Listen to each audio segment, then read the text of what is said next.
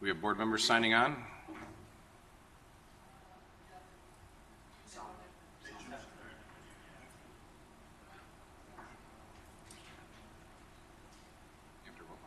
After the invocation. Okay.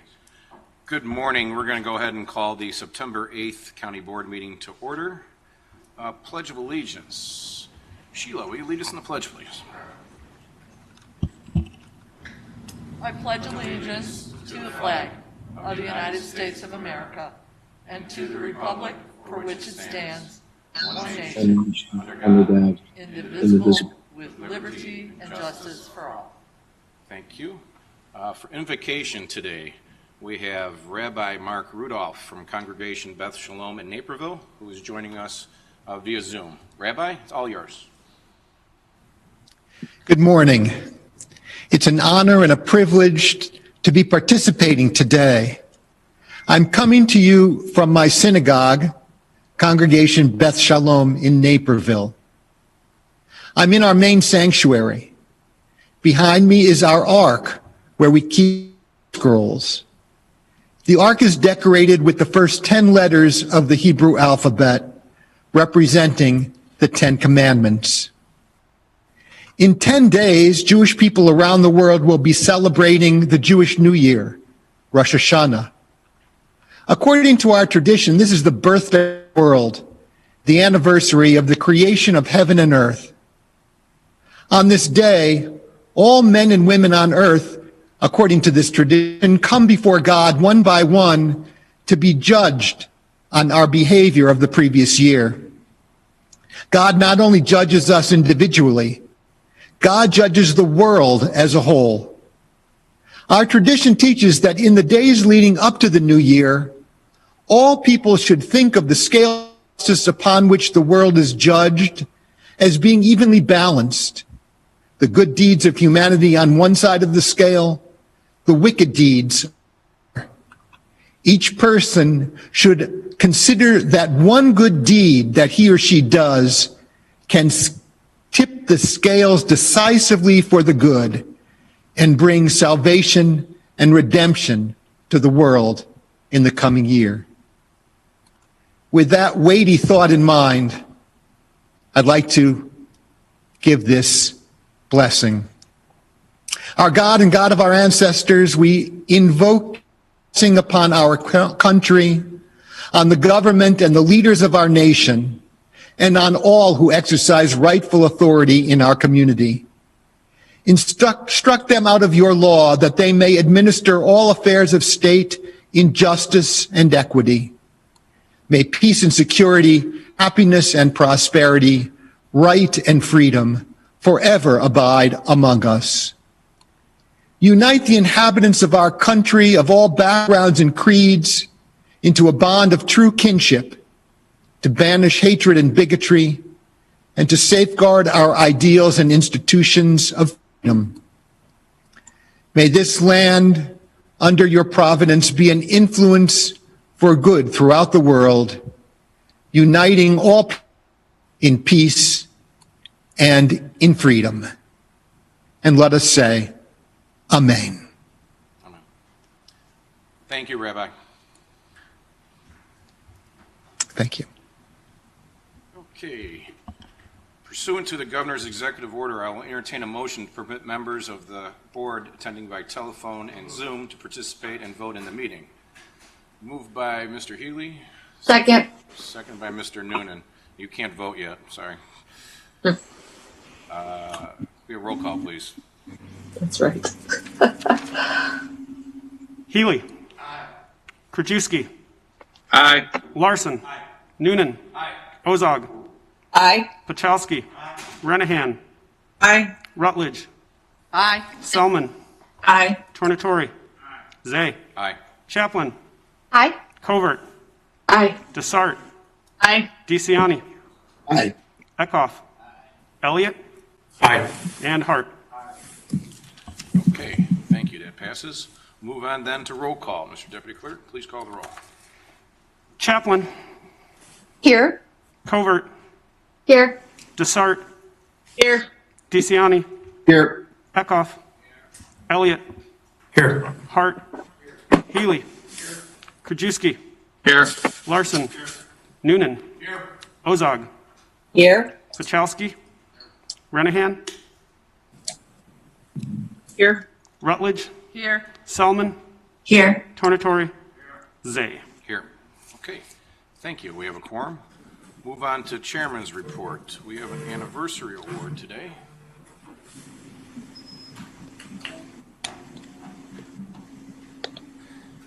Anniversary presentation. Of course, all our employees are VIPs, very important people, but today we are pleased to celebrate the 35th anniversary of a particular VIP from the Election Commission of the County Clerk's Office. Scott McKay and Adam Johnson are here to tell us a little bit more about Kathy Vanna and 35 years. Gentlemen.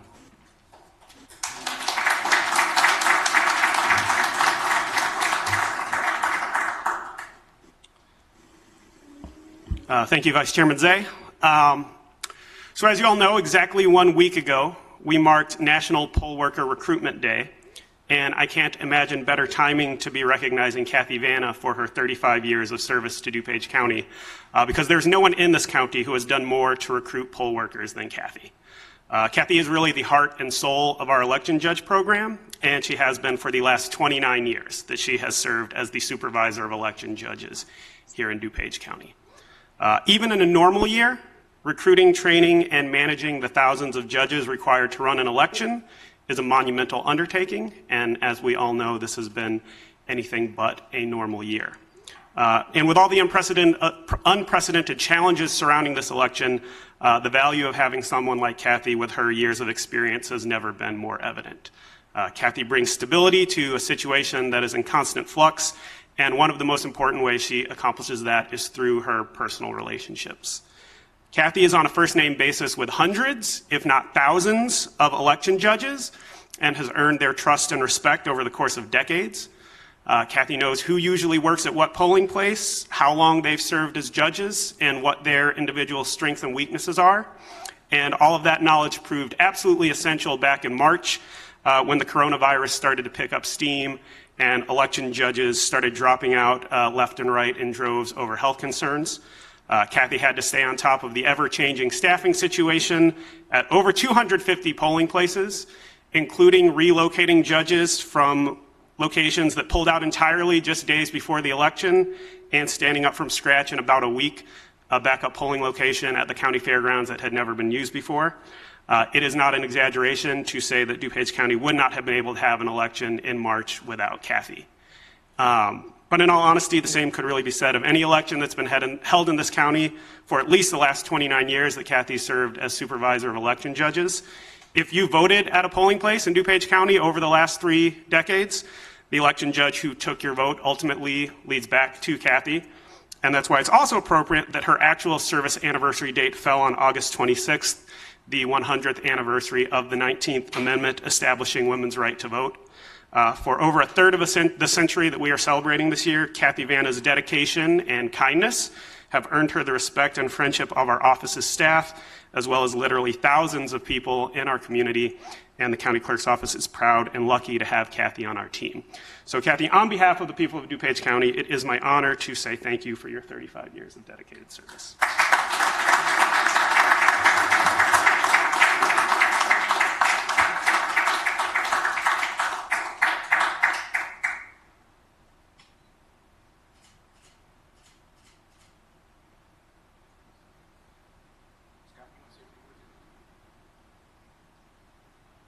I think it's a privilege to be able to work here.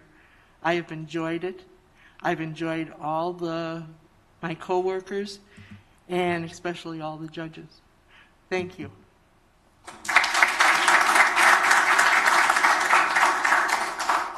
So I know Kathy doesn't like to brag, so I'll brag for her briefly. But anyhow, she comes to work every single day with a positive spirit, positive attitude, never complains, and just rolls her sleeves up and goes to work. And what's great with her is there goes days where I don't even speak to her, but I know that she's working as hard or as if not harder than anyone in the building. But I truly believe, I know government employees sometimes get a bad rap, but this woman here, she works harder than anyone out there.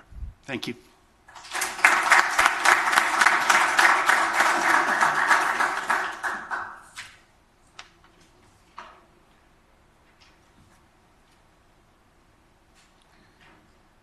Thank you. Now we have a proclamation. I'd like to invite our former Lieutenant Governor Evelyn Sanguinetti, David Andacio, and Fernando Ramirez to the podium. Mr. Hart, you want to join us also?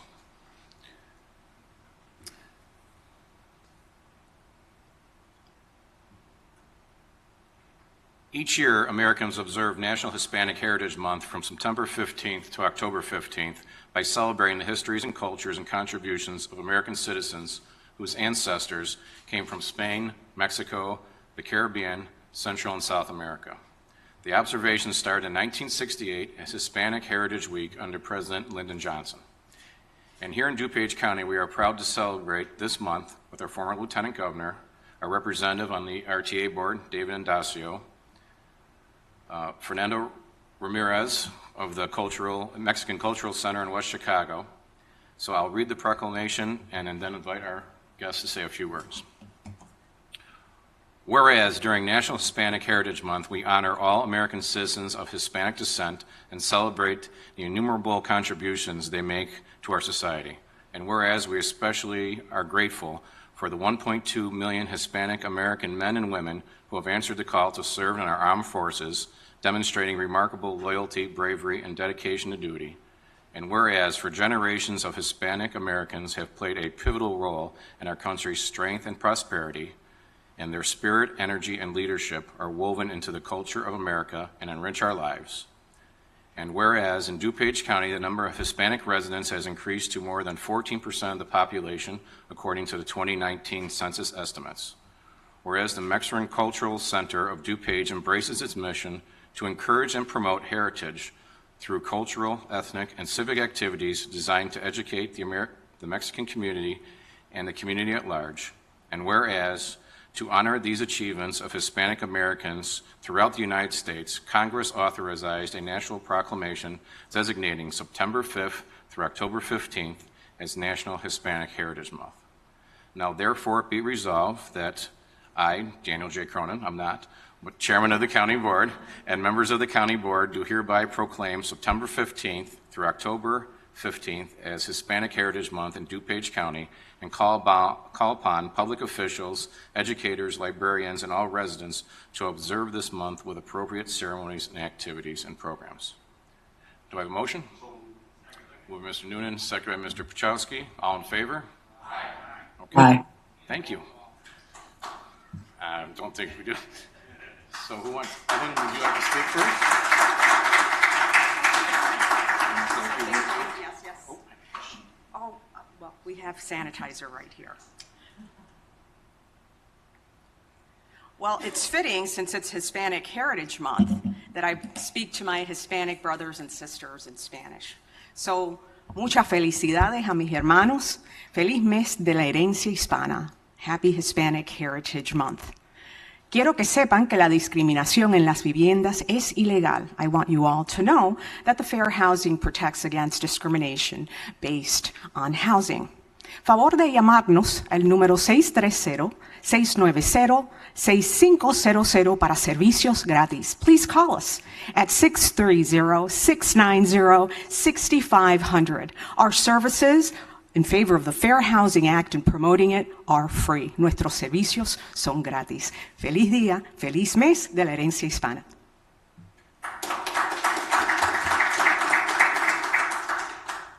Thank you, Mr. Vice Chairman. Thank you, board members, for this great honor. I must say it is an honor and privilege living and serving in DuPage County. Thank you, all board members, for all your hard efforts in these trying times and what you've done to make DuPage County one of the best, safest counties to live in. Thank you so kindly. I just really quickly wanted to just thank you guys for your leadership. More than anything, in this time, I think it's important that diversity is important, and it's great to be celebrated. So it's a good part to be able to do this. So I thank you guys. Greg, thank you so much for inviting us. So thank you very much.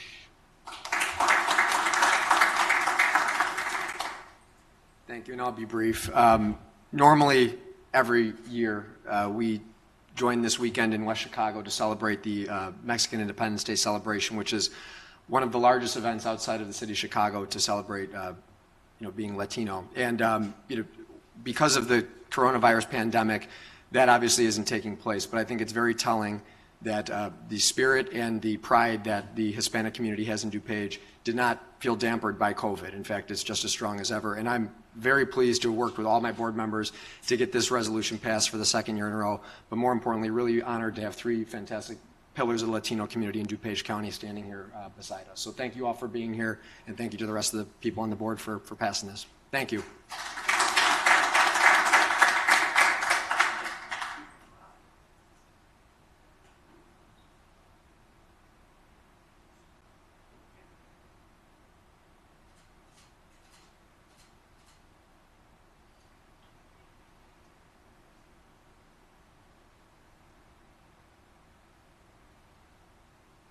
Okay, no, don't go too far.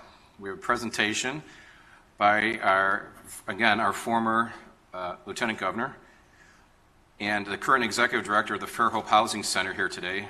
Evelyn Sanguinetti is joined by Rachel Watson, who provides education and outreach support to the organization.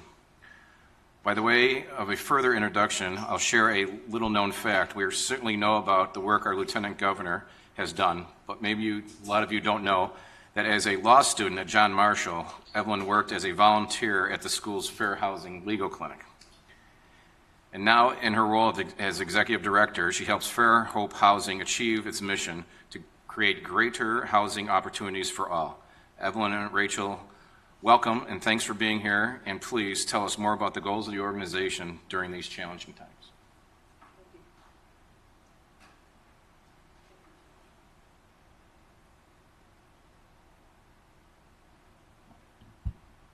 I haven't grown since I was your lieutenant governor. I'm still 4 feet, 11 inches.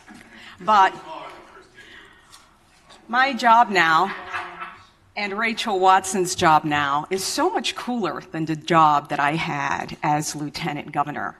Now I speak to you in my capacity as the executive director of the Hope Fair Housing Center. And the reason why I'm here before all of you today is to let you know that we are there for you to provide services for free Monday through Friday. We do intake all the time, and I invite everyone. If you feel you've been a victim of housing discrimination, please call us. Our services are free.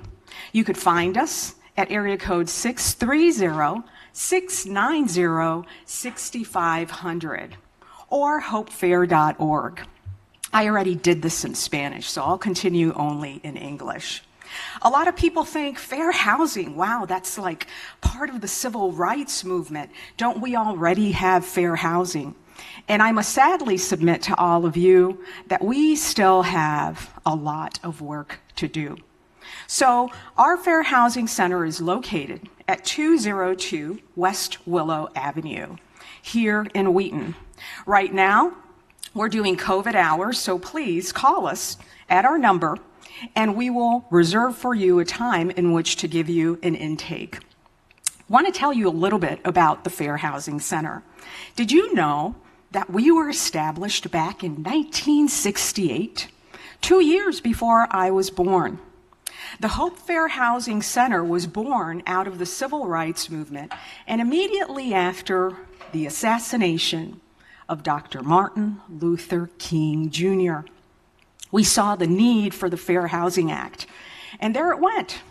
And what the Fair Housing Act provides is that no one could be discriminated against if you want to buy a home on different bases. And I want to tell you all those bases because I don't want to miss one. So, the Fair Housing Act prohibits discrimination based upon race, color, national origin, religion, sex, disability, familial status, ancestry, marital status, sexual orientation, gender identity, order of protection status, and unfavorable military status. So the list is really extensive, but some units of government provide even more protections. As a matter of fact, very few units of government actually provide protections if you're, for instance, a Section 8 voucher holder or get assistance from the government.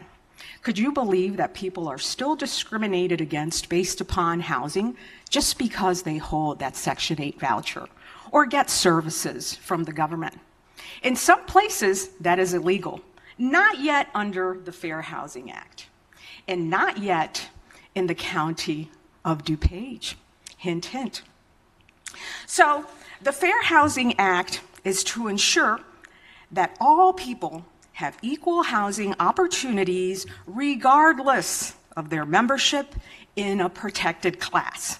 So a lot of people walk up to me and say, Evelyn, your new stint is so cool. You provide fair housing, free housing that is, for everyone. Now, do you folks believe that the Fair Housing Act provides for free housing? No, it does not. What it says is that if I have the resources as a Latina to live wherever I want, I could do it, and you can't discriminate against me on the basis of that. So this is something that we could all stand behind, and it's something, this sort of discrimination, that is still very prevalent today. So, examples of fair housing practices. You may wonder, how do they do it? Well, denial of or lying about the availability of housing, home loans, or home insurance, or something like illegal steering, trying to send people to other neighborhoods right across the street. Another example of housing discrimination practices, constructing inaccessible buildings.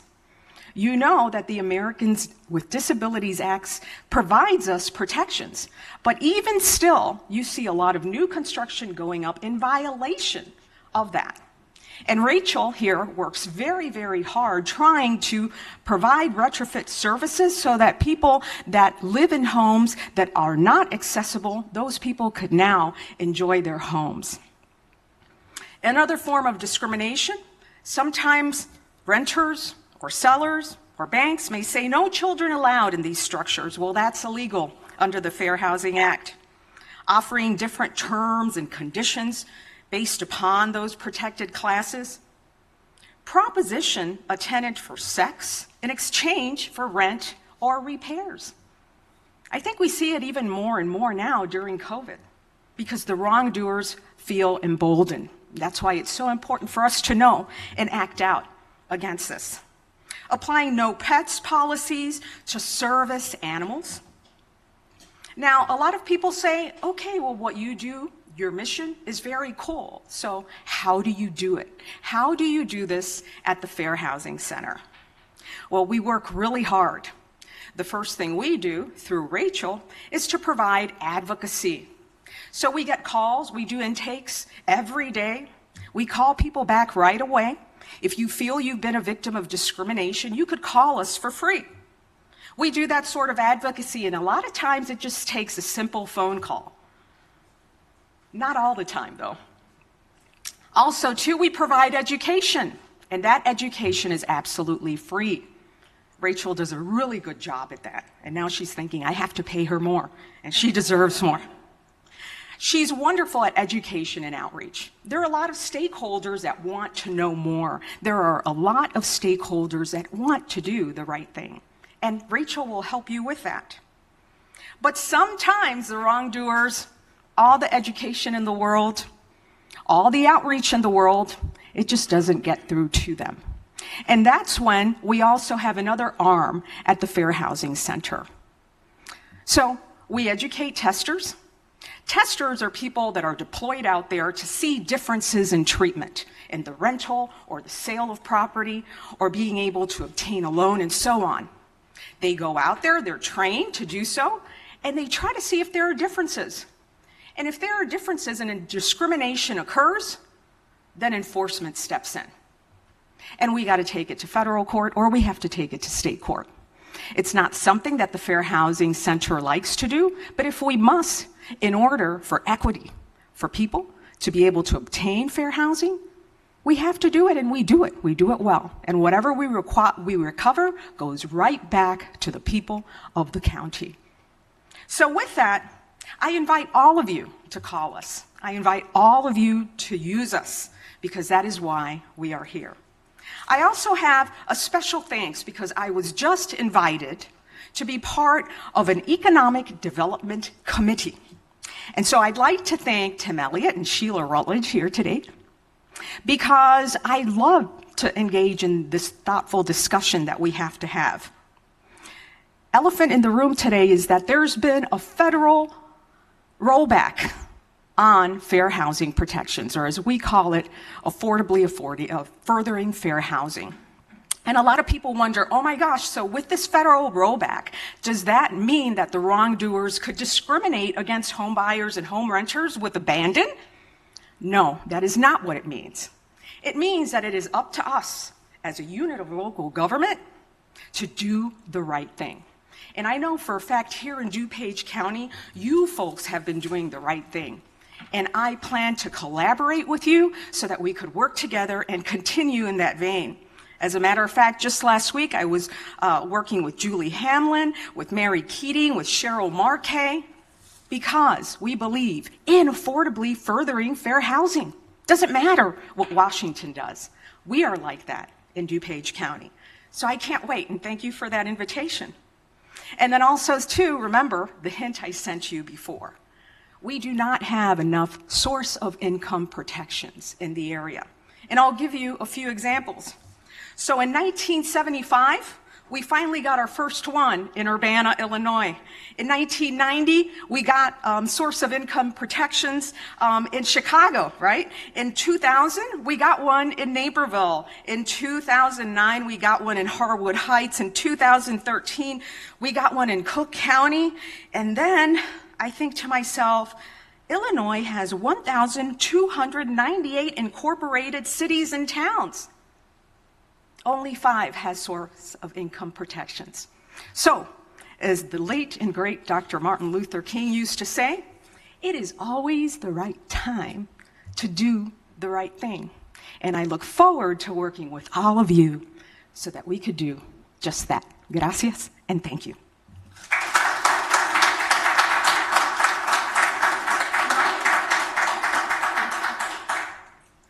Sorry, my mask got caught. I won't be too long. I know Evelyn did a fantastic job just then. As she mentioned and really hyped me up, my name is Rachel Watson.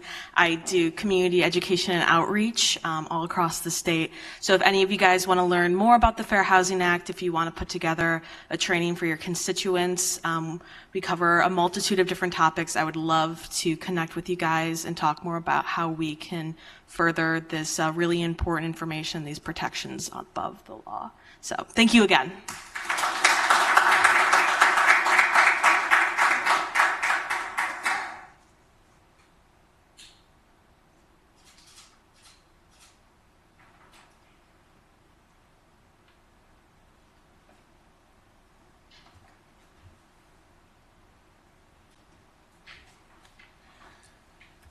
Thank you to all those people. Before we start the meeting, I'd like to point out the value of our investment in public safety. I want to take a moment to recognize Sheriff Mendrick and State's Attorney Bob Berlin. They worked around the clock when a series of violent home invasions left residents of Lombard and Wheaton shaken. On August 23rd, a Wheaton family was awakened in their home by an armed man demanding money, who then tried to assault a young girl. And the assailant injured the girl's grandmother and the father who jumped in to protect them. In Lombard, a short time later, police say another family was awakened by the same individuals demanding money. Another girl was threatened and her father fought the assailant. The homeowner was shot, as was the suspect. Evidence technicians collected blood from the scene and submitted it to the DuPage County Sheriff's Forensic Science Center on Monday, August 24th. By Wednesday of that week, scientists developed a DNA profile, submitted it to the state DNA indexing system, which provided a match. This led to the arrest of 3 suspects. All 3 are charged with home invasion, attempted first-degree murder, and aggravated battery with a firearm. If you talk to our state's attorney, Bob Berlin, he will tell you the key to the investigation was the DNA evidence. In most cases, prosecutors have to wait 6 months or more for DNA results.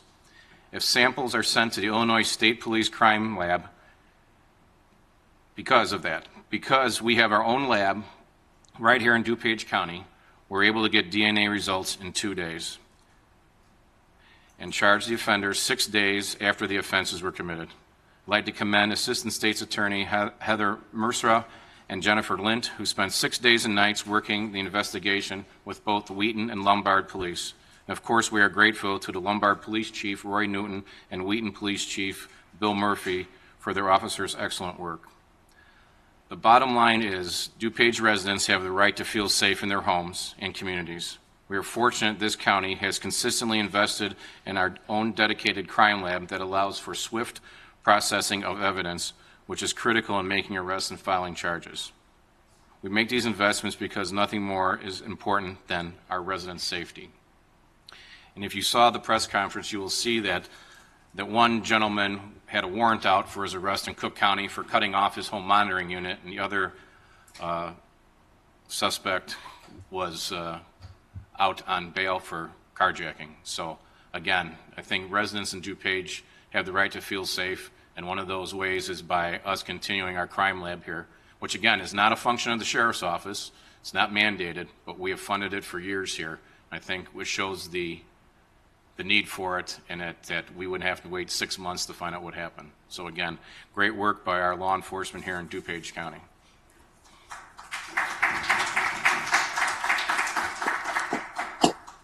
That's all I have. We'll move on to public comment. Connor's so excited.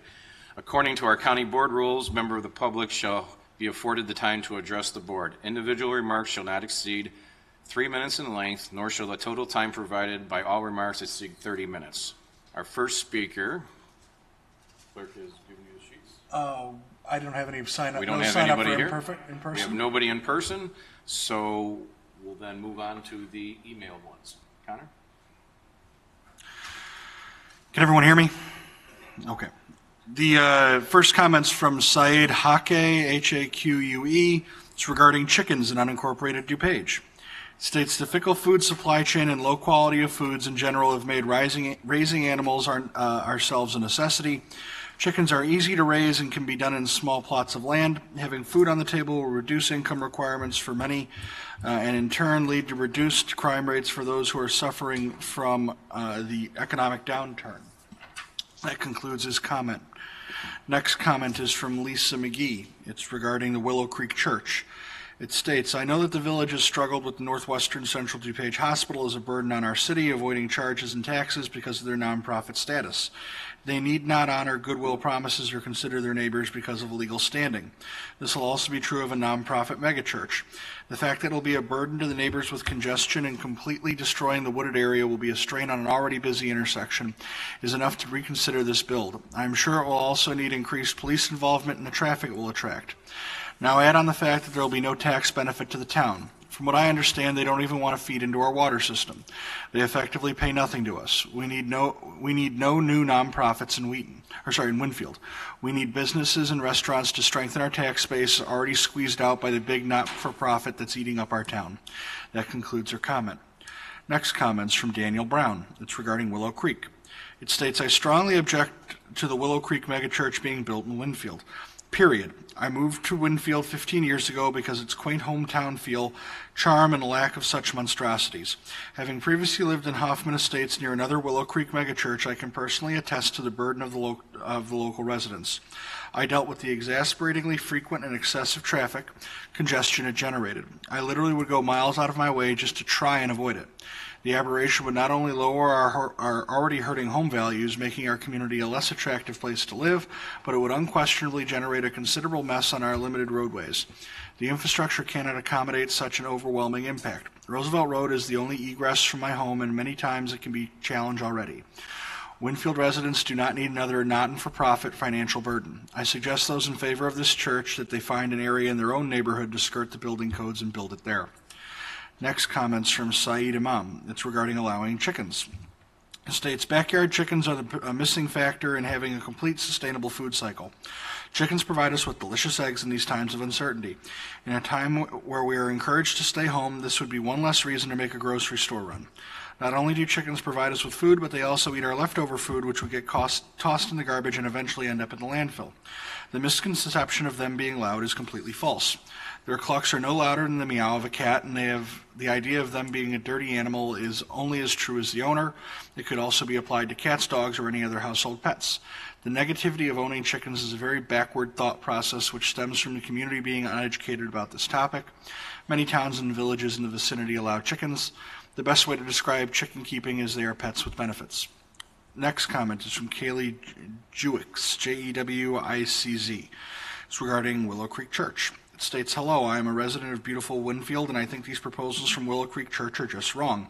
They will be a very profitable organization, and they not only want to be tax exempt, costing Winfield residents more money to support them, but they also do not want to follow proper fire and water ordinances. Do not let this happen to our town. That concludes her comment. Next comment is from Dana Detloff, Dettloff. It's regarding the Willow Creek Church. It states, I would like to state my concern regarding the proposed fire safety variance request for the Willow Creek of Wheaton Church. It's disappointing that the church is trying to circumvent the process and rules put in place to protect the community and church members. I oppose the fire safety variance request. I'm requesting that the county reject the request and again direct Willow Creek of Wheaton to restart the discussions with Winfield. Kind regards, Dana. Next comments from Roberta Johnson. It's regarding Willow Creek of Wheaton.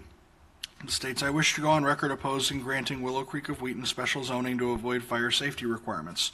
I believe it is unwise to allow a building of this size to rely on a self-contained water system for firefighting. Winfield Fire Department will be at a severe disadvantage if they, as the closest fire department, have to respond to a problem. I'm in favor of annexation to Winfield with a pilot contribution to Winfield to offset costs of providing services to yet another not-profit institution in our small town. The next comment is from Robin Schmidt. It's regarding the Willow Creek Megachurch. It states, please do not allow this church to pave over the beautiful rural feel of this lot, violate fire codes, and increase congestion approaching Central DuPage Hospital. I object to its expansion here. I live in North Naperville and work at CDH in Winfield. That concludes the comment. Next comment is from Edith Makra, M-A-K-R-A. It's regarding the Willow Creek Church. It states, I strongly oppose the nature of the development proposed by the Willow Creek Church for the unincorporated property adjacent to Winfield. I am specifically addressing the relevant zoning variance request regarding water supply for essential fire safety protection. Such a request endangers public safety and is irresponsible. Granting this variance would be irresponsible. Please do not grant this request. I understand the church was offered sufficient municipal water supply from the village of Winfield, and that is a responsible solution. I have other objections to the development. As proposed, the site would be clear-cut of existing forests for a massive parking lot. This is not acceptable. Eliminating the trees and cooling and stormwater benefits they provide, compounded with expansive new impervious pavement, will cause environmental harm to the county.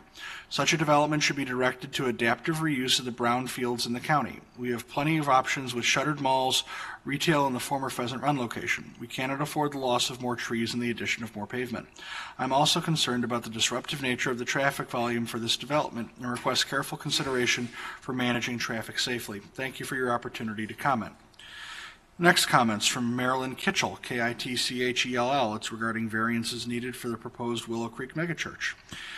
This would be a non-taxing property that would make for big traffic problems and would sow many acres of beautiful forest tree emoji acreage. Do we want someone who's been devious in their dealings in Winfield? That concludes the comment. Next comment is from Gib Van Dyne, Vandine. It's zoning request required by the Willow Creek Church. It states, my comments were sent by email to Jessica and Felicia and included in the packet for ZBA members. They cannot be included here because they include maps and pictures. Nevertheless, please summarize my conclusions as an engineer that the site plan they present is completely flawed.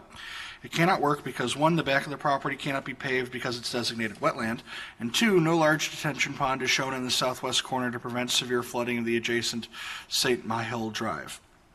That concludes his comment. Next comment is from David Kusniers, Kusnierz. It's regarding the Willow Creek of Wheaton megachurch. It states it would seem that our new neighbor does not want to pay for our public services. The church will not provide any money in the form of taxes, but wants to use our public infrastructure for their gain. How many mature trees are going to be cut down? The amount of stormwater created by cutting down the trees and then replacing their stormwater capacity with large tract of asphalt is a heinous act that will place a burden on our stormwater infrastructure. Does Wheaton really need more churches? Last I checked, there were nearly 100 of them. Say no to variances for this project. Next comments from Jesse Wonsowski, W-O-N-S-O-W-S-K-I. It's regarding losing faith in this board, the Wheaton Willow Creek megachurch. I'm beginning to lose faith in this board. I feel as though 90% of the people object to something on this. If 90% of the people object to something on it, this board is okay with doing it. I don't understand why you would do this to your fellow neighbor and human being. Specifically, why set up a rule only to see someone game it, such as the rule that any place of assembly use public water and sewer, only to see Willow Creek come along and game this board into opting out of it. If you don't like the rule, fine, then remove it for everybody. But if you make an exception here, then there, then what's the point of the rule? I guess everyone just has to follow it except for this organization. Just smells bad. It's disappointing, we're losing faith, and I don't understand why we're not guided by better morals, especially with a well-respected organization such as Willow Creek. Really brings down that name and will further seed resentment in folks. That concludes the comment. Next comment's from Marge Visser, V-I-S-S-E-R. It's regarding the Willow Creek Church. It states, I am not against churches, but I am concerned about excessive traffic as Winfield Road is a main corridor between 88 and the county buildings. Tonight is about fire protection. Sewer and water are coming closer to the properties between 59 Roosevelt, Mack, and Winfield Roads. I feel that the church should hook up with the closest water and sewer. I had a house fire and 22 fire companies responded and needed to bring water tankers in to fight the fire. With a well, they may have access to water or they may not. Will they have a retention pond? Will it be available during deep freezes? I think it would be wiser to hook up with the sewer and water coming from the north of the site, and it will offer protection not only to human life but to their investment in their property. I encourage the committee to require water and sewer hookup for fire protection. The next comment's by Laura Ludwig. It's regarding the Willow Creek Church. And it's a bit of a long response, so I'm going to time it to keep it under 3 minutes. I got you. Okay, it states, please be informed that I am against the ordinance variation to Willow Creek, requesting that they can use septic and well. I'm a resident on Winfield Road. I have lived here since 2004 and since 2010 have seen nothing but problems emanating from the bad decisions by the Winfield Village, the DuPage County Zoning Board, etc. There's a very disconnected organization as it relates to the management of the Winfield corridor. There's a flooding because of variations that have been granted. There are excessive and fatal car accidents and a complete erosion of the neighborhood home values. We purchased our home at 1 South 651 Winfield Road in 2004 and have invested several $100,000 into our property, paying DuPage County taxes and permit fees for the projects. We have never felt that DuPage County has ever provided us with any regard as it relates to the representing our views or considering our voices in their decisions. We live in a representative democracy, and apparently there really isn't any representation. The road is posted at 45 miles per hour, and yet all traffic, including DuPage County employees, drive 55 miles per hour and over past our home, including the sheriff. This complete lack of regard for the laws and zoning rules is abhorrent. Our neighbor's son was killed last summer on Winfield Road, and we have witnessed multiple accidents each year because there is no enforcement of the law. Why do we have zoning requirements when the government entities can easily and swiftly decide without taxpayer input how they would move forward with making their plans? Why are the laws not enforced? The same instances just happened recently with regards to Trillium Farms. The zoning requirements were completely nullified by the brushstroke of the zoning committee, and yet the director of that committee had publicly and arrogantly admitted that he had never even driven on Purnell Road. My husband and I have had to invest this past spring $6,000 of our own money because DuPage County has made poor decisions as it relates to stormwater management over the years. We and our neighbors to the south have water in our basements and over 12 inches of flooding in our front yard because Winfield Road. We put in 3 24-inch intakes in our front yard. We request that DuPage County, the zoning board, and Winfield Township cease overdeveloping and eroding taxpayers' property values on Winfield Road. We are officially unincorporated Wheaton, yet it seems that Winfield is trespassing into our neighborhood. Our church provides no taxes, and there is no benefit or reason to provide them relief from the requirements. These requirements were very well understood prior to them purchasing the land, and these points were very well listed by the area residents during those town hall meetings. To think that this change order is unanticipated is extraordinarily deceptive. The church and Buc-ee's need to find another spot, period. Next comment is from Laura Harrison. It's regarding County Board perving. It says, remove your utility hackers. My husband, Michael Andrew Harrison, is kidnapped by your EMT fire department personnel, and your county boards are perving in private residence. Swarm tech. Hit. Virtually screwing your citizens via your UK prostitutes paid per click to death. Charges include conspiring to murder full communities, including West Chicago, Warrenville, Glenelly, Chino, Riverside, and Redondo Beach. Squatters hired by your vice pervs. Remove your Wi-Fi Connect hookers. That concludes the comment. The next comment is from Stephanie Erickson. It's regarding the Willow Creek megachurch. It states, we are opposed to a variance for this church. Additionally, we are opposed to this church because of the need to deforest the acreage. This will destroy the habitat for wildlife, reduce carbon cleansing, and eliminate a privacy and noise buffer for the neighboring area. The light pollution and additional traffic involved are also a negative. I'm under the assumption that the church will not pay taxes as a not-for-profit organization. Therefore, I believe the church is harmful to my neighborhood and without any known benefit. I am opposed to any measure that advances the building of the megachurch at this location. The next comment's from Jim Drury. It's also a rather long comment. It's regarding opposition to the proposed Willow Creek Development Zoning Ordinance variance. It states, to whom it may concern, I live at 1 South 281 St. Michael Drive in Winfield, kitty corner to the southwest of the proposed Willow Creek Church development. We completed building a new home last year after 3 years of planning and working with the county to receive our permit. Our property is the lowest lot in the area and is upstream of the retention pond across the street. We have had increasing amounts of runoff onto our property due to the weather changes over the past 4 years. During permitting, we received a wetland delineation on less than 5% of our 1-acre wooded lot. We were required to create a 100-foot buffer to obtain our permit. We are still under county supervision to meet the county's stormwater department's permit requirements. I also find it very curious that the current proposed WCC plan may be developed and approved with the current site plan on file, per Gib Van Dyne's earlier comments below. Already, the scrapping of Bucky's property upstream from our property has resulted in additional more onto our property during massive rain events and winter thaws. Since scrapping Bucky's, the runoff includes more back soil, silt, and organic debris, which clogs our stormwater drain at our property's back. This has created sheet runoff onto our property and home. This new development plan will only increase our problems if completed as proposed. In light of the above, my questions and comments are: 1. Why is there no retention pond in the southwest corner of the proposed plan? 2. Who does this development benefit, and why would the county offer zoning concessions on a development project that most likely impacts other properties negatively like ours? What guarantees do I have this development won't create even more runoff? Who has the liability if this development does create more runoff onto our property and our subdivision? Who will be responsible if it does? Can I get a guarantee in writing that it won't cause more water runoff? What will increased runoff do to the value of our property?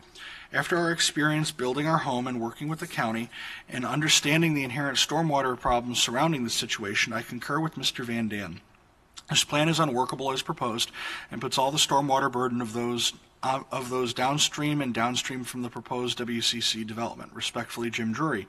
His comment goes on, citing Gib Van Dyne's earlier public comment. It states, this is a reference to and in opposition to the Wheaton Willow Creek Church, and specifically the variance from fire safety regulations. The site plan submitted to the county is deeply flawed, indeed totally unworkable, as it would result in major flooding in an already flood-prone area at the south end of St. Michael Drive in the woods of Cantini subdivision.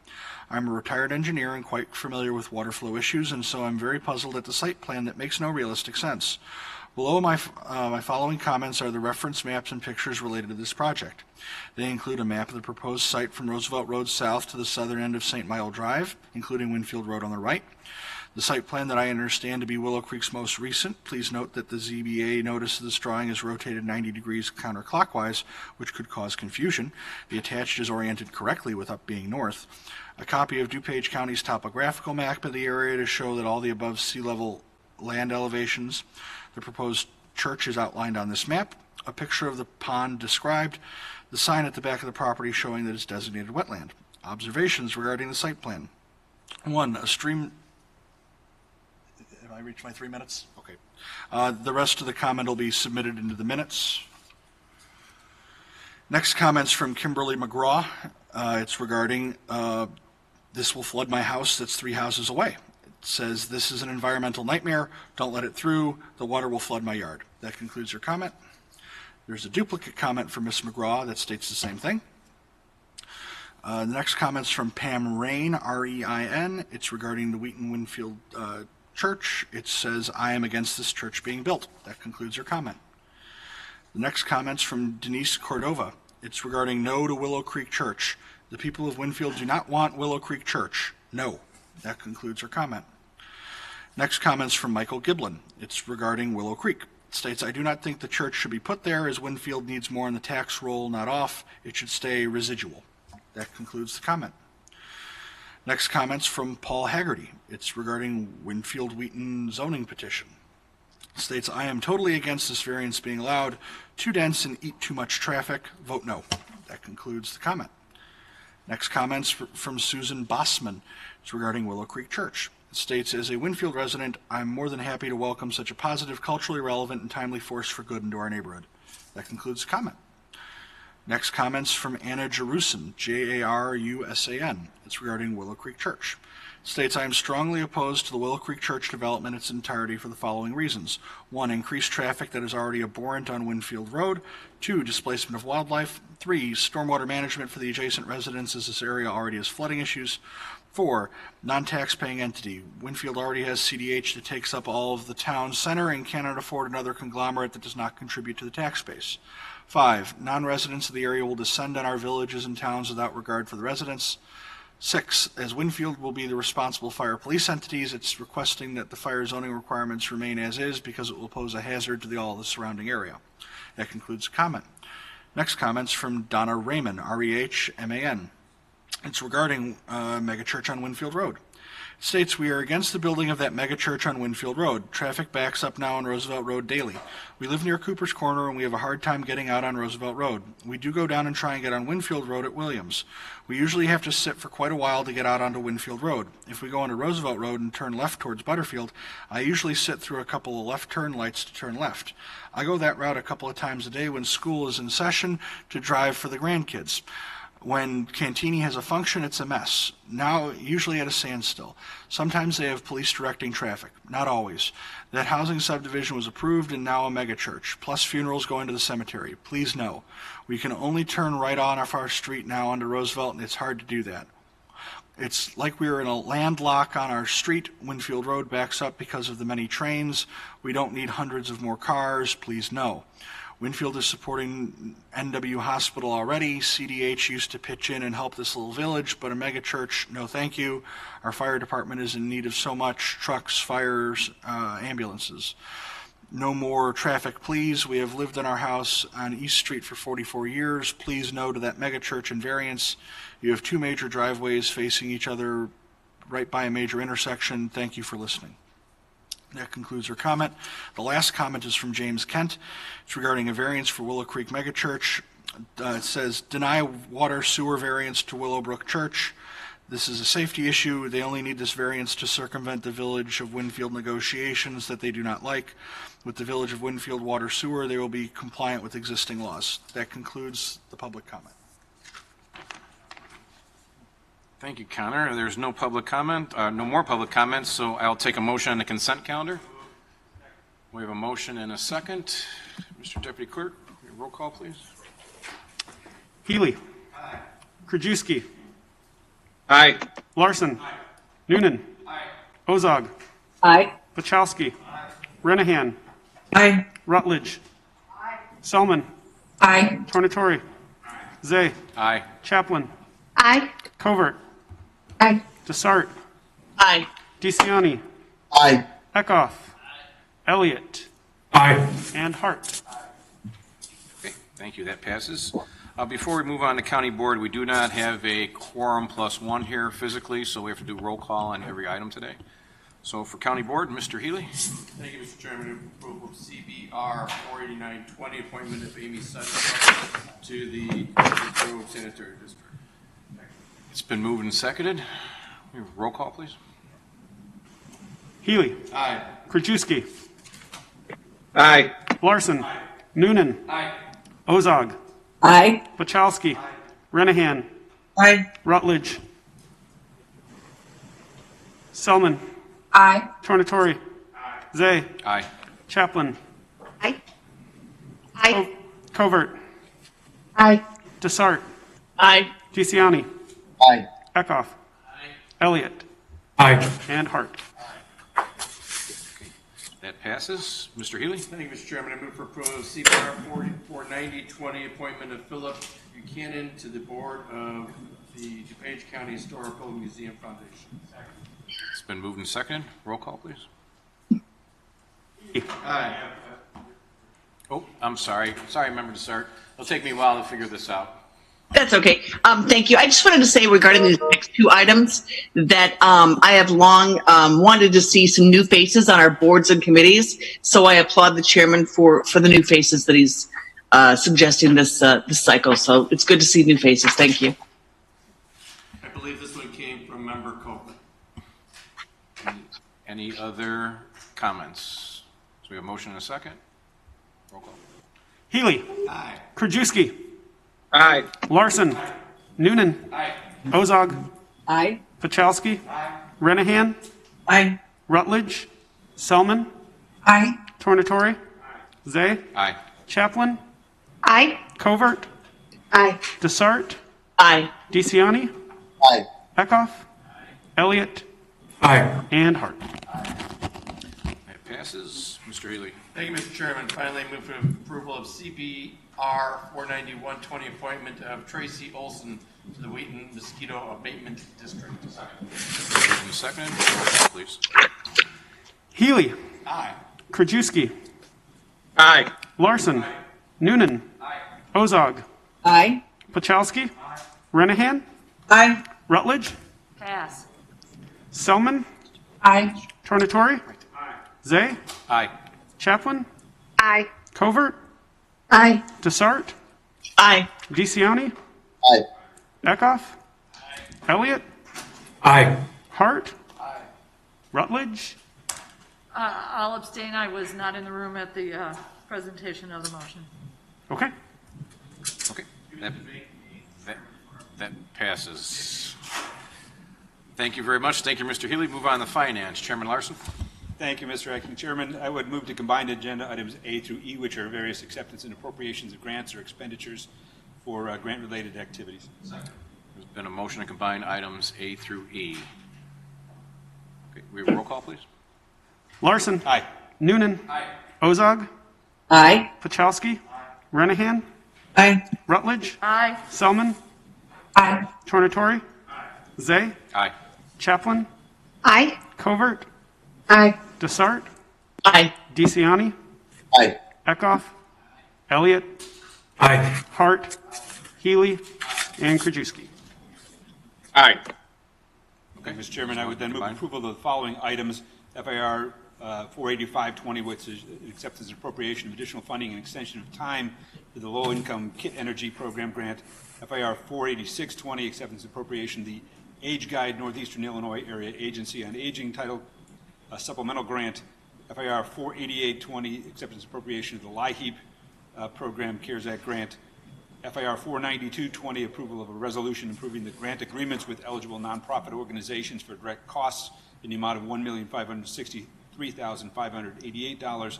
And FIR 49320, approval of a resolution improving grant agreements with the residential and behavioral health providers for a total amount of $825,268.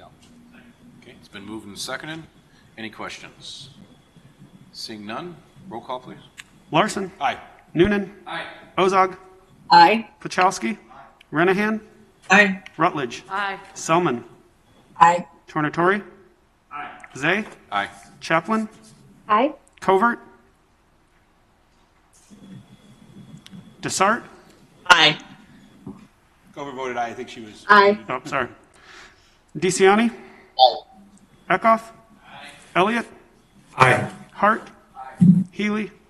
And Krajewski. Aye. Okay, thank you. Those pass. Thank you, Mr. Chairman.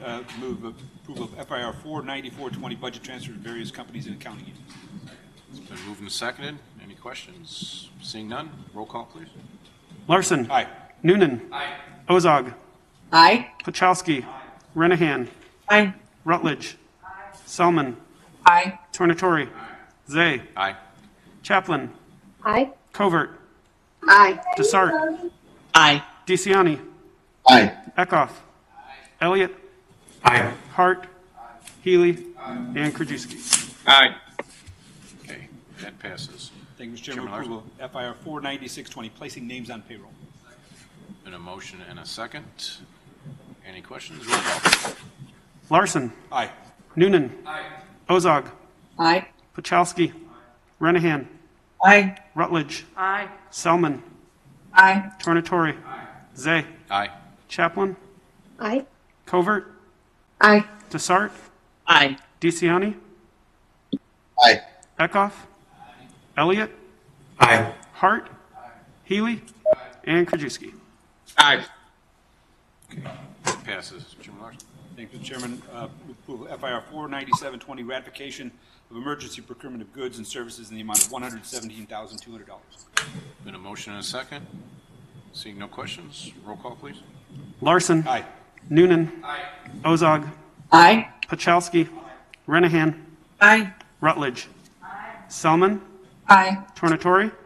Zay. Aye. Chaplin. Aye. Covert. Aye. Desart. Aye. DeCiani. Aye. Eckhoff. Elliott. Aye. Hart. Healy. And Krajewski. Aye. Okay, that passes. Chairman Larson. Thank you, Mr. Chairman. Move approval of FIR 49820, additional appropriation for the Circuit Court Clerk Operations Administration Fund. We have a motion and a second. Any questions? Member Desart? Just a comment. I just wanted to say to the rest of my board colleagues how much I appreciated our conversation on this item during finance. It really helped solidify things for me when I had questions. So thank you for the earlier conversation. Do we have any other comments, questions? No? Roll call, please. Larson. Aye. Noonan. Ozog. Aye. Pachowski. Renahan. Aye. Rutledge. Aye. Selman. Aye. Tornatori. Zay. Aye. Chaplin. Aye. Covert. Aye. Desart. Aye. DeCiani. Aye. Eckhoff. Elliott. Aye. Hart. Healy. And Krajewski. Aye. Okay, motion passes. Chairman Thank Larson. you, Mr. Chairman. I would then move to combine agenda items J through P, which are all various intergovernmental agreements for approvals of funding for some of our CARES Act projects. There's been a motion and a second to combine items J through P. Okay, roll call, please. Larson. Aye. Noonan. Ozog. Aye. Pachowski. Renahan. Aye. Rutledge. Aye. Selman. Aye. Tornatori. Zay. Aye. Chaplin. Aye. Covert. Aye. Desart. Aye. DeCiani. Aye. Eckhoff. Elliott. Aye. Hart. Healy. And Krajewski. Aye. Okay, motion passes. Those items are combined. Thank you. I would then move approval of the following. FIR 50220, which is an allocation of $1 million in coronavirus relief fund money to the park districts. FIR 49520, which is the intergovernmental agreement related to the distribution of those funds. FIR 50020, which is an allocation of $300,000 for the DuPage Care Center, the flu vaccine program. FIR 49920, which is approval of the agreement with the DuPage Health Coalition to administer that program. FIR 50420, which is an allocation of $2,025,000 for the money out of the CARES Act to go to townships. FIR 50320, which is the intergovernmental agreement with respect to that program, and FIR 50120, which is approval of issuance of payments under our previously established Small Business Relief Grant Fund program in the amount of $2,197,426. Second, Selman. Before we move forward, did you want to amend the Park District schedule? I did, yes. So my apologies on that. I meant to do this. So as to 50220, the schedule that was attached to the program or in the board program has the numbers incorrectly stated. There was the amount is the same. The distribution of it was messed up in the way it was presented. That has been addressed. Everyone should have received an email with the appropriate allocation of that funds. It doesn't affect the amount. It just clarifies the schedule for how those funds will be made available to the various park districts. So you're making that as amended? I am, yes, as amended. Okay. Any questions on the amendment? No? Okay, we roll call, please, on all items. Larson. Aye. Noonan. Ozog. Aye. Pachowski. Renahan. Aye. Rutledge. Aye. Selman. Aye. Tornatori. Zay. Aye. Chaplin. Aye. Covert. Aye. Desart. Aye. DeCiani.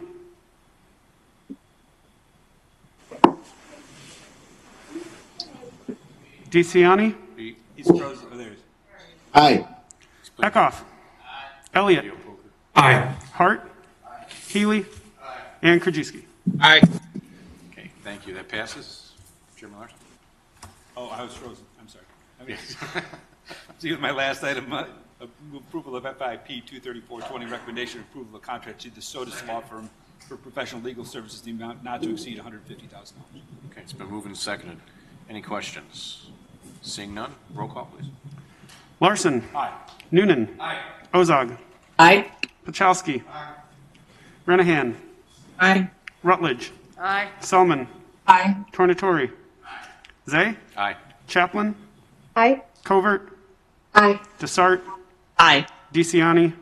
Aye. Eckhoff. Elliott. Aye. Hart. Healy. And Krajewski. Aye. Okay, that passes. Thank you, Chairman Larson. Move on to development. Chairman Tornatori.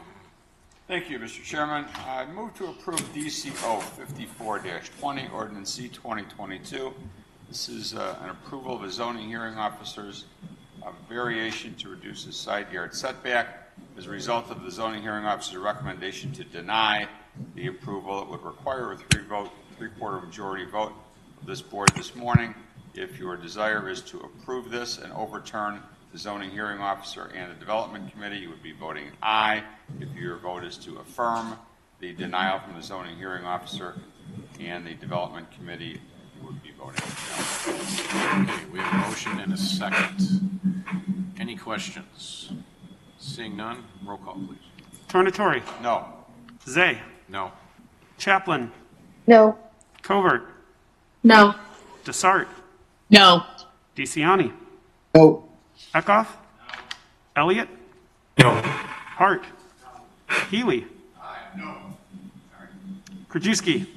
No. Larson. Noonan. Ozog. No. Pachowski. Renahan. No. Rutledge. No. And Selman. No. Okay, that passes. Thank you. Thank you, Mr. Chairman. I move to combine items B through J. These are all zoning hearing officers' recommendations to approve, as well as development committee's unanimous votes to approve as well. Okay, For various conditional uses and variations. Okay, there's been a motion to combine items B through J. Roll call, please. Tornatori. Aye. Zay. Aye. Chaplin. Aye. Covert. Aye. Desart. Aye. DeCiani. Aye. Eckhoff. Elliott. Aye. Hart. Healy. Krajewski. Krajewski. Is he frozen? Larson. Noonan. Ozog. Aye. Pachowski. Renahan. Aye. Rutledge. Selman. Aye. And Krajewski. Aye. Sorry, lost internet connection. I think after Comcast, they give you better service. Okay, those items pass. On the roll call now, Member Tornatori. These Thank items you, are Mr. combined. Chairman. I move to approve DCO 55-20, Ordinance Z 2029, latent and approval of a zoning hearing officer's conditional use to allow an existing shed. Move to approve DCO 5620, Ordinance Z 2031. This is zoning hearing officer's approval of variation to increase the height of a proposed fence. I move to approve DCO 57-20, Ordinance Z 2037. Also a zoning hearing officer's recommendation for a conditional use to increase the size of a detached garage. Move to approve DCO 58-20, Ordinance Z 2038. This is zoning hearing officer's recommendation to approve a conditional use to allow an existing shed to remain on the property. Move to approve DCO 59-20, Ordinance Z 2039, Gillette. Zoning hearing officer's approval of a conditional use to allow an existing shed to remain less than 30 feet from the corner side property line. Move to approve DCO 60-20, Ordinance Z 2040, Strew. This is also a zoning hearing officer's recommendation to approve a conditional use to allow an existing shed to remain on the property. Move to approve DC 061-20, ordinance C 2044. Zoning hearing officer's recommendation to approve variation to reduce the interior side setback for an attached garage. Move to approve DC 062-20, ordinance C 2036, Brewer, to approve a zoning hearing officer's recommendation to a rezoning from O office to R1 single family residence. And finally, move to approve DC 063-20, ordinance C 2054, Grubik. This is a zoning hearing officer's recommendation to approve a variation to allow a proposed detached garage to be located in front of the front wall of the house. Okay, it's been moved and seconded. Any questions on those items? Seeing none, roll call, please. Tornatore? Aye. Zay? Aye. Chaplin? Aye. Covert? Aye. Desart? Aye. DeCiani? Aye. Eckhoff? Elliott? Aye. Hart? Healy? Krajewski? Aye. Larson? Noonan? Ozog? Aye. Pachowski? Renahan? Aye. Rutledge? And Selman. Aye. Those pass. Thank you, Mr. Development. Okay, now we'll move on to Health and Human Services. Since you're standing, Chairman Tornatore. We have one item on HHS. I move to approve HHS R 487-20, a resolution approval of the issuance of payments by DuPage County to energy assistance providers through the Low Income Home Energy Assistance Program in the amount of $1,207,409. It's been moved and seconded. Any questions? Seeing none, roll call, please. Tornatore? Aye. Zay? Aye. Chaplin? Aye. Covert? Aye. Desart? Aye. DeCiani? Aye. Eckhoff? Elliott? Aye. Hart? Healy? Krajewski? Aye. Larson? Noonan? Ozog? Aye. Pachowski? Renahan? Aye. Rutledge? And Selman. Aye. Okay, thank you. Thank you, Mr. Tornatore. It passes. Move on to Judicial and Public Safety. Chairman Eckhoff. Thank you, Mr. Chairman. I move approval of JPS 484-20, acceptance and appropriation of the Second. DCFS Children's Advocacy Center grant in the amount of $65,464. It's been moved and seconded. Seeing no questions, roll call, please. Eckhoff? Aye. Elliott? Aye. Hart? Healy? Krajewski? Aye. Larson? Noonan? Ozog? Aye. Pachowski? Renahan? Aye. Rutledge? Aye. Selman? Aye. Tornatore? Zay? Aye. Chaplin? Aye. Covert? Aye. Desart? Aye. And DeCiani? Aye. Okay, that passes. Thank you, Mr. Eckhoff. Move on to Public Works. Chairman Healy. Mr. Chairman, I move for approval of FMP 23120, a contract to Commercial Electronic Systems for preventive maintenance. We have a motion and a second. Seeing no questions, roll call, please. Healy? Aye. Krajewski? Aye. Larson? Noonan? Ozog? Aye. Pachowski? Renahan? Aye. Rutledge? Selman? Aye. Tornatore? Zay? Aye. Chaplin? Aye. Covert? Aye. Desart? Aye. DeCiani? Aye. Eckhoff? Elliott? Aye. And Hart. Okay, that passes. Thank you, Mr. Chairman. I move for approval of PWP 23020 to Polydyne, contract to Polydyne Inc. to supply polymer for the Woodridge and Noble wastewater treating facilities. We have a motion and a second. We have a question from Member Ozog. Mr. Chairman, I'm sorry. I really couldn't hear that at all. I'm not sure. Okay, I'll say it again. Move for approval. Now I can hear. of Thank you. 23020, contract to Polydyne Inc. to supply polymer for the Woodridge and Knollwood waste treatment facilities. Thank you. Okay. No one has ever told me that I speak too soft. Any other questions? No? The motion and a second. We roll call, please. Healy? Here, aye. Krajewski? Aye. Larson? Noonan? Ozog? Aye. Pachowski? Renahan?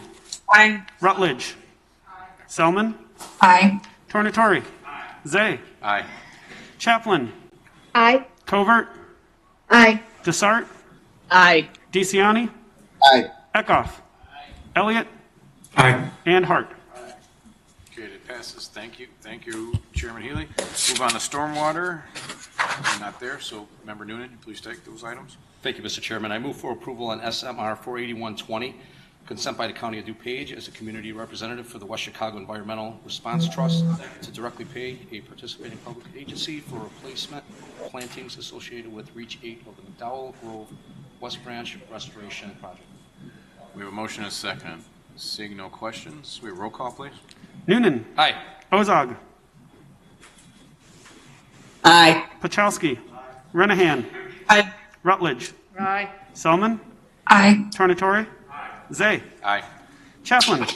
Aye. Covert. Aye. Desart. Aye. DeCiani. Aye. Eckhoff. Elliott. Aye. Hart. Healy. Krajewski. Aye. And Larson. Okay, those items pass. Member Noonan. Mr. Chairman, I move for approval on SMR 48220, recommendation for acceptance of a temporary construction easement. We have a motion and a second. Seeing no questions, a roll call, please. Noonan. Aye. Ozog. Aye. Pachowski. Renahan. Renahan. Aye. Rutledge. Aye. Selman. Aye. Tornatore. Zay. Aye. Chaplin. Aye. Covert. Aye. Desart. Aye. DeCiani. Aye. Eckhoff. Elliott. Aye. Hart. Healy. Krajewski. Aye. And Larson. Okay, that item passes. Member Noonan. Thank you, Mr. Chairman. I move for approval on SMR 48320, recommendation for acceptance of a temporary construction easement. We have a motion and a second. Seeing no questions, roll call, please. Noonan. Aye. Ozog. Aye. Pachowski. Renahan. Aye. Rutledge. Aye. Selman. Aye. Tornatore. Zay. Aye. Chaplin. Aye. Covert. Aye. Desart. Aye. DeCiani. Aye. Eckhoff. Elliott. Aye. Hart. Healy. Krajewski. Aye. And Larson. Okay, that item passes. Member Noonan. And finally, Mr. Chairman, I move for approval on SMP 22920, recommendation for the approval of a contract issued to Stanley Consultants for a contract total not to exceed $164,000. Okay, we have a motion and a second. Seeing no questions, roll call, please. Noonan. Aye. Ozog. Aye. Pachowski. Renahan. Aye. Rutledge. Aye. Selman. Aye. Tornatore. Zay. Aye. Chaplin. Aye. Covert. Aye. Desart. Aye. DeCiani. Aye. Eckhoff. Elliott. Aye. Hart. Healy. Krajewski. Aye. And Larson. Okay, that item passes. Thank you, Mr. Noonan. Move on to technology. Chairman Hart. Thank you, Mr. Chairman. Two items today, both COVID items. I move on TEP 235-20, recommendation for the approval of a contract purchase order to CDW Government, Inc. for the purchase and installation of upgrades to the current Citrix environment. We have a motion and a second. Any questions? Seeing no questions, roll call, please. Hart. Aye. Healy. Krajewski. Aye. Larson. Noonan. Ozog. No. Pachowski. Renahan. No. Rutledge. Aye. Selman. Aye. Tornatore. Zay. Aye. Chaplin. No. Covert. Aye. Desart.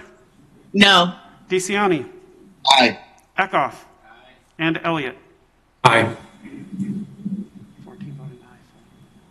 14 aye, 4 voting no. Passes. Thank you, Mr. Chairman. I move on TEP 236-20, recommendation for the approval of a contract purchase order to CDW Government, Inc. for the purchase of small and large value technology equipment. We have a motion and a second. Seeing no questions, roll call, please. Hart. Aye. Healy. Krajewski. Aye. Larson. Noonan. Ozog. No. Pachowski. Renahan. No. Rutledge. Aye. Selman. Aye. Tornatore. Zay. Aye. Chaplin. No. Covert. Aye. Desart. No. DeCiani. Aye. Eckhoff. And Elliott. Aye. 14 voting aye, 4 voting no. 14 voting aye, 4 voting no, the motion carries. Thank you, Mr. Hart. Move on to transportation. Chairman Pachowski. Thank you, Mr. Chairman. I would move to approve DTR 46420, which is a reimbursement agreement between the County of DuPage and Union Pacific Railroad for improvements. Second to start. We have a motion and a second. Seeing no questions, roll call, please. Pachowski. Aye. Renahan. Aye. Rutledge. Selman. Aye. Tornatore. Zay. Aye. Chaplin. Aye. Covert. Aye. Desart. Aye. DeCiani. Aye. Eckhoff. Elliott. Aye. Hart. Healy. Krajewski. Aye. Larson. Noonan. And Ozog. Aye. Okay, that motion passes. Chairman Pachowski. Thank you, Mr. Chairman. Move to approve DTR 46820, which was an amendment to a resolution for a local public agency agreement for federal participation between the County of DuPage and the Illinois Department of Transportation. We have a motion and a second. Seeing no questions, roll call, please. Pachowski. Aye. Renahan. Aye. Rutledge. I'm sorry, aye. Selman. Aye. Tornatore. Zay. Aye. Chaplin. Aye. Covert. Aye. Desart. Aye. DeCiani. Aye. Eckhoff. Elliott. Aye. Hart. Healy. Krajewski. Aye. Larson. Noonan. And Ozog. Aye. Okay, motion carries. Chairman. I would move to approve DTP 23220, recommendation to approve a contract to Vault Manufacturing to furnish and deliver curb shoes and snowplow blades as needed. We have a motion and a second. Seeing no questions, roll call, please. Pachowski. Aye. Renahan. Aye. Rutledge. Selman. Aye. Tornatore. Zay. Aye. Chaplin. Aye. Covert. Aye. Desart. Aye. DeCiani. Aye. Eckhoff. Elliott. Aye. Hart. Healy. Krajewski. Larson. Noonan. And Ozog. Aye. Okay, motion passes. Chairman Pachowski. Thank you, Mr. Chairman. Finally, lastly, I would move to approve DTP 233-20, a contract to Knight EA Inc. for Phase 1 engineering services along Fabian Parkway. We have a motion and a second.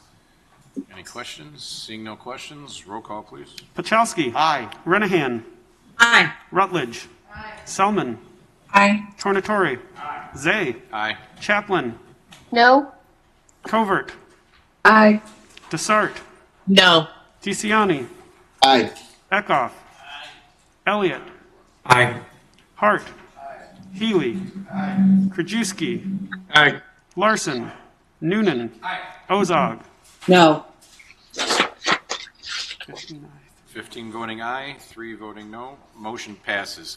Thank you, Mr. Pachowski. Move on to old business. Anybody has anything on old business? Come on now, it's not even 11:30. I got 11:40 in the pool. No? Okay. We'll move on to new business. Anybody has any new business? Member Ozog. Okay, thank you, Mr. Chairman. Yesterday marked 6 months since I attended my last meeting in person, along with several other board members. And I think it's time, none of us really know how long we're going to be dealing with the effects of this pandemic. But I think it's time for the county to establish, and again, I don't know if this is in the works or if we have actually approved a work from home policy. Today, we approved almost $400,000 of tech for working at home, working remote. We currently, as far as I know, do not have a policy about how we are going to handle this, who is eligible, which departments, et cetera. And I think it's really time that we do that. And concurrently, we need to talk about what the mask policy is going to be specifically within the 421 building. I know there's signs advising you to wear masks, but I will note that today seems to be inconsistent in terms of the board members and staff who are present, people taking masks off to speak, people not wearing a mask, et cetera.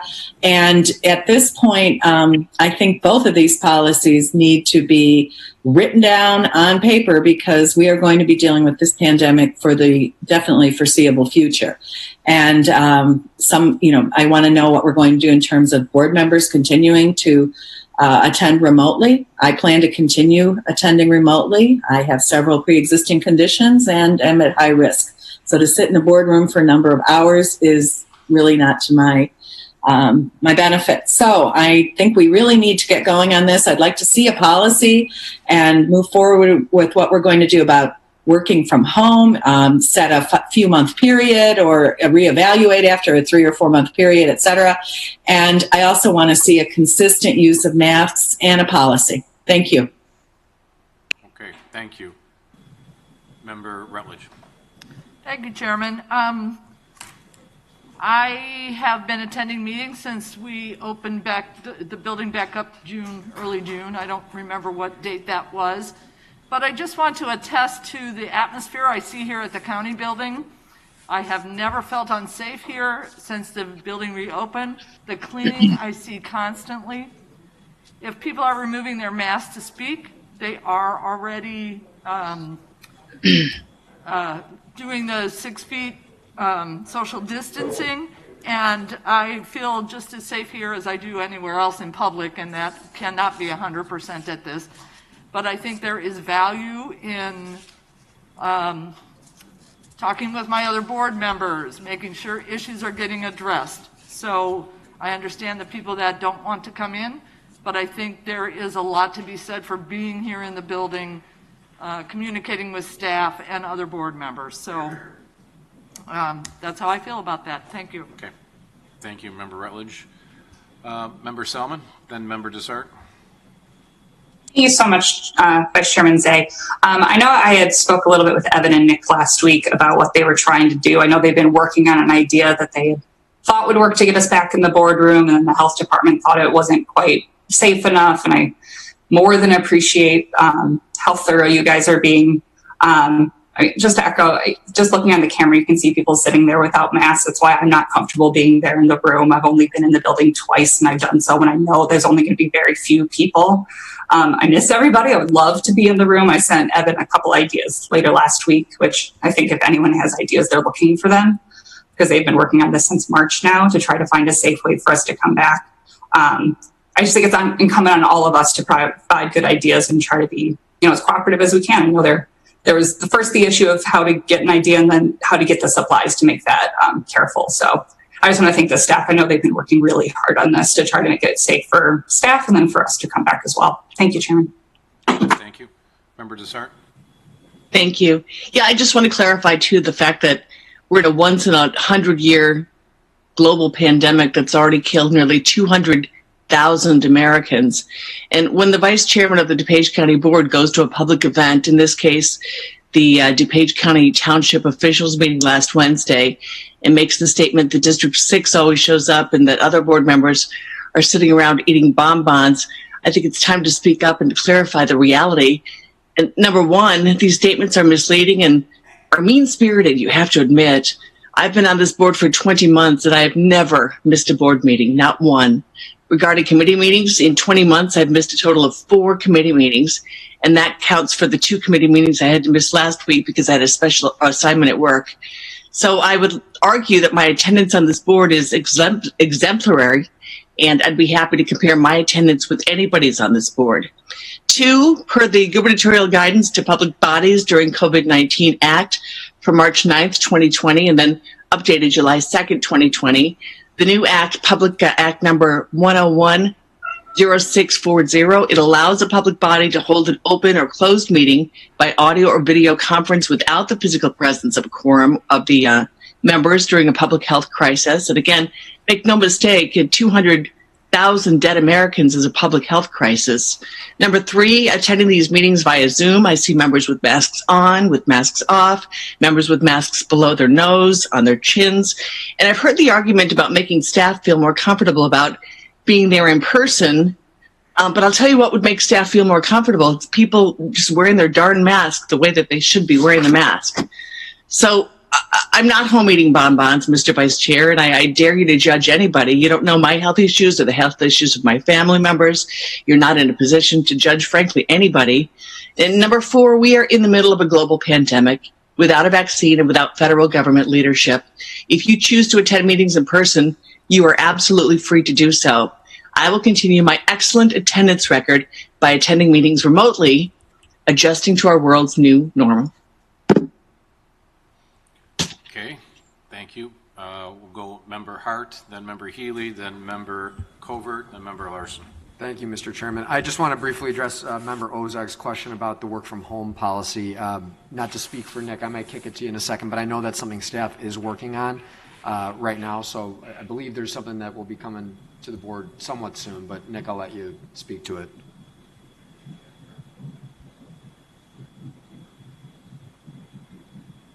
Can everybody hear me okay? So as far as work from home policy, we actually met, every department head met over, we've had a couple meetings now, and we are hoping the first meeting in October, there will be a draft for consideration for the board to approve. And we're all not only looking at for the COVID, but we're trying to make it so it works beyond COVID as well. And we're hoping to have it in front of you, obviously for consideration at that point, but if we get it done earlier, we'll send a draft around to the entire board as well. Thank you, Nick. Member Healy. I think Member Zay was referring to me because on one occasion he caught me eating something while I was on the website. So I was the one eating the bonbons. I think that's I was eating salted caramels. You said bonbons. It was salted caramels. Member Covert.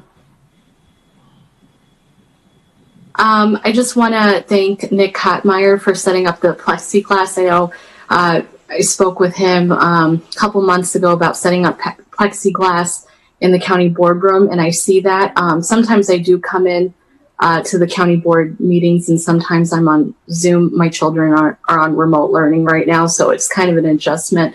But I do want to thank Nick Kottmeyer for setting up the plexiglass, and hopefully maybe we could get plexiglass between members so people feel a little safer, more safe. Then I just wanted to also point out that, you know, whoever is, I echo what Member Rutledge says, that there's a lot of value coming to the board meetings physically. And I as a board member who is in sometimes remote at meetings and sometimes physically, I see the difference. And there is a lot more value coming into the building and interacting with everybody.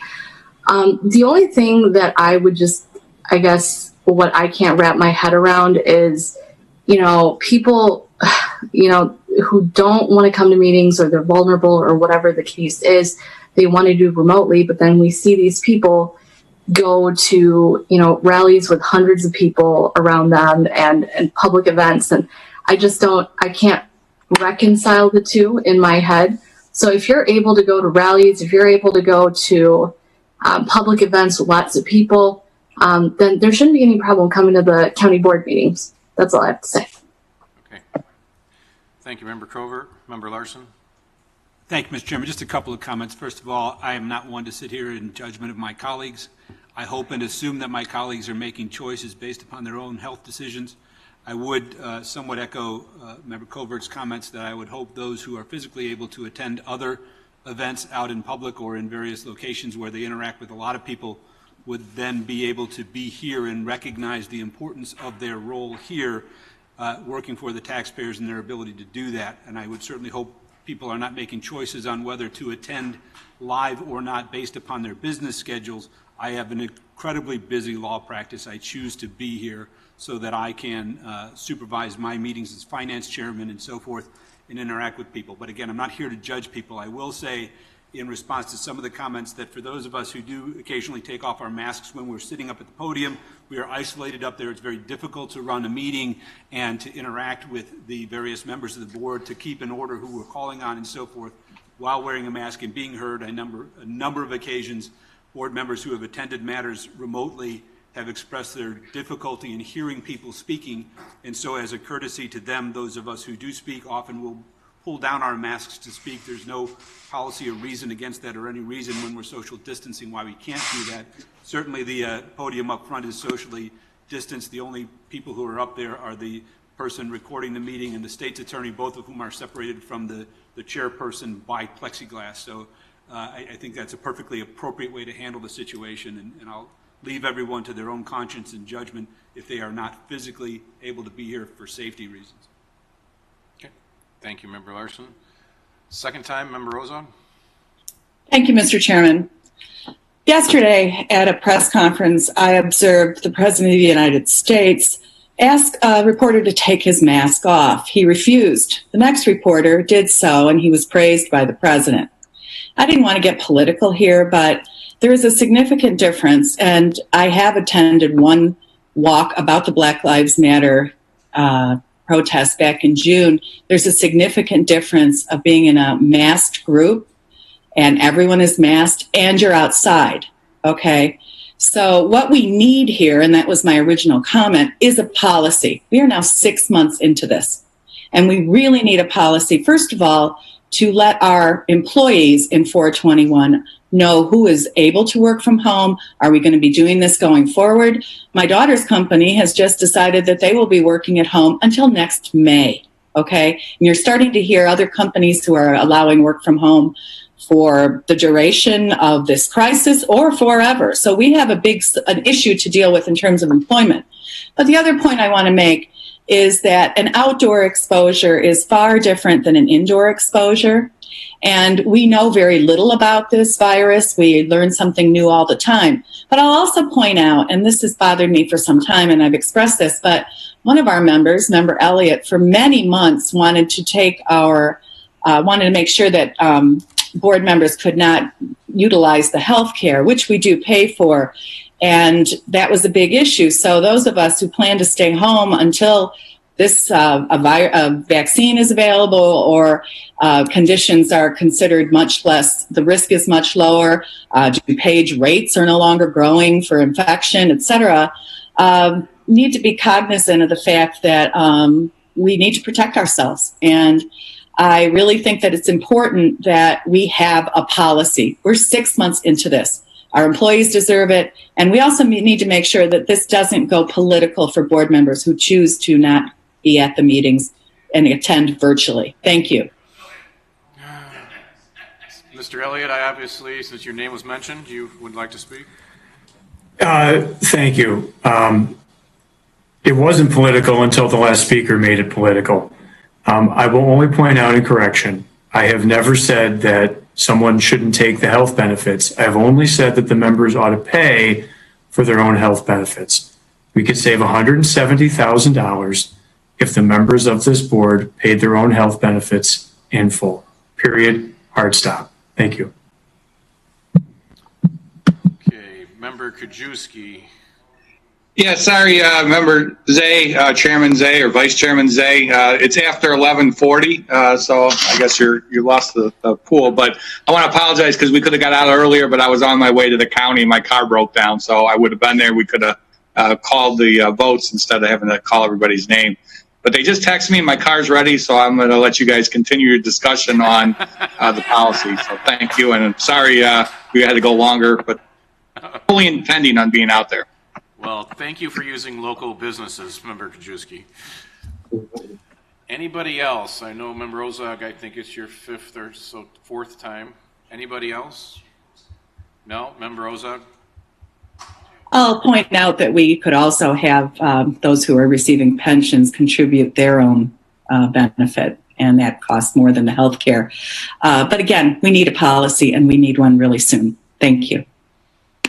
Okay, we were so close today, so close. Just to respond, I want to thank a lot of people for the update that we're in a pandemic. I notice when the governor speaks that he does take his mask off when he speaks in public. You know, I think our departments have been doing a great job. I hate to see us come in and micromanage the department heads on how they're running their people. They've been doing a great job for 6 months on who is working from home, who is rotating in on a somewhat basis, who has, you know, childcare. This was a lot of people were thrown into this with childcare needs. So for us to put a master plan in that really doesn't work with maybe some departments, I think you got to look at. The boardroom, I know some of you, as you had said, haven't been here, have been talking to Nick Cottonmeyer to figure out a way as we see courtrooms and every other place being done with COVID response. You're right, we haven't done anything in this boardroom, so we are working on a plan here to make the boardroom more comfortable for people to come in. And as I've said when we were in phase 3, I felt it was my responsibility. If I'm asking employees to come into the county of DuPage, I don't think it's a hardship for myself to come in 4 times a month to back our employees when they're coming in. It could be anywhere from 5 days a week to, you know, 2 or 3 days a week or working remotely. So, I mean, that's what we looked at. And what I think, to follow up on what Member Covert had said, I know I was at an event last week in an indoor facility at Cantini where we had a majority of a quorum of board members there, some board members that haven't been here. Also, I was at the health department and at the fairgrounds when they were doing the tours, where that was also, majority of it was indoor. So, you know, I like that, you know, again, people have medical conditions, that's great, you don't want to come, but I really have an issue of being preached at by somebody if I'm wearing a mask or not wearing a mask. I think the president of the Board of Health pointed out that I was wearing a mask today, Sam. I think she sent a text to you. So, again, I did take my mask off some point running the meeting. But I think if you could see everybody here, just about everybody has their mask on, I would think about 95% of the time. So, was there any other follow-up on this? No? No more new business? Connor says we have about 4 hours of executive session. Lots of orders. We do not, we've been told we do not have executive session. So, is there a motion to adjourn the meeting? So moved. To Tuesday, September Second. 22nd? We have a motion and a second by Member Dessart. All in favor? Aye. Aye. We are adjourned. Thank you very much. Be safe and healthy.